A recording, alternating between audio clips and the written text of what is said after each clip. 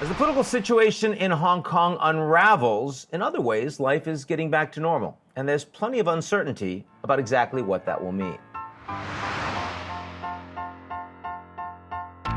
Hi, I'm Vivian Wang. I'm a China correspondent for the New York Times. I'm currently based in Hong Kong. My name is Doris, and I'm born in Hong Kong. I grew up in Hong Kong, educated here, so it's a lifelong Hongkonger. I moved to Hong Kong in early February when the pandemic had really just started to capture the world's attention, but people in Hong Kong were actually paying a lot of attention to it starting in January. And that's in part because Hong Kongers were really badly hit by SARS, and they knew, what a terrible toll a disease like that could take. I think the experience from SARS is very important because for someone like me experienced SARS, that time I was a high school student. I already know to wear masks, how to use hygiene products, covering the lid of toilet when you're flushing. So those type of habit we've already adopted. I think most people would agree that Hong Kong's response to the pandemic was really successful, maybe one of the most successful in the world.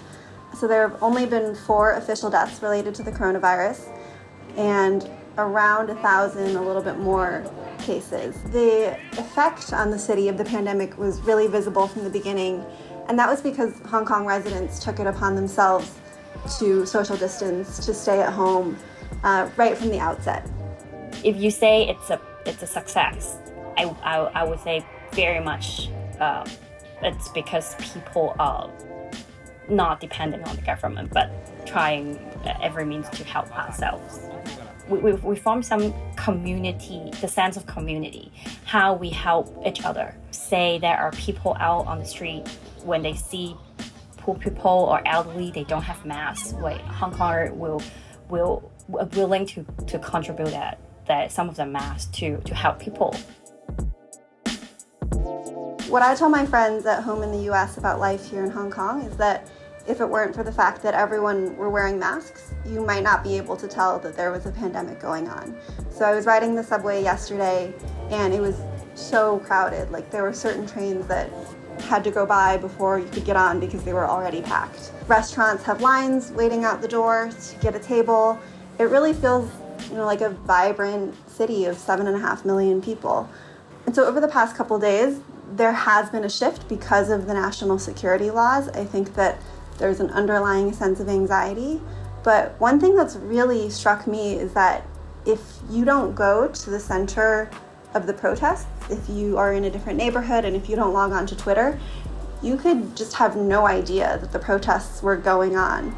And it's only when you get to the places that protests are really happening that suddenly there are riot police everywhere, and it really feels like this is a city in the middle of a huge political crisis. I think it's hard to compare going through pandemic and struggling for democracy. I think it's different. I remain hopeful during pandemic. I know we're going to get vaccine, we're going to able to protect ourselves. There is still hope, and then one day we will overcome the pandemic. But for now, in the situation of Hong Kong, talking about fighting for democracy, it's less hopeful.